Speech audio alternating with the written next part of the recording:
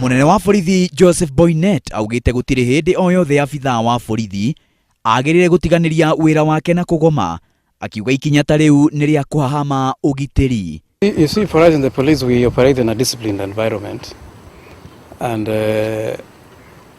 behaving like or engaging in what would be considered elsewhere in a civil environment or in a civilian environment as strike action or mass action is unheard of in the police. Completely unheard of and is not permissible at all.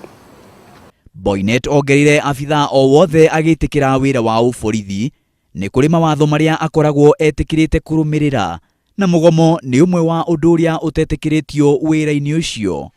Because when anybody signs up in the police, they know you give up certain aspects of civil liberties, and that's very clear in the Constitution, very, very clear, and even in the law.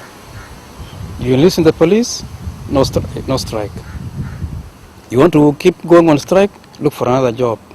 Boinnet augite abithaa uria egukorwo aunite watho wa wira wake ni ekwoerwo makinya.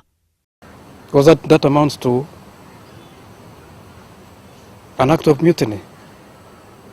And any officer who engages in those kind of acts knows the consequences.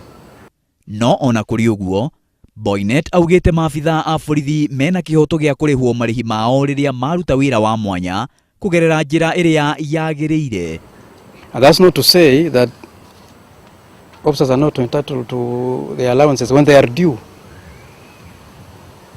Allowances are usually payable when due. Maina wa Wairegi, Inoro TV.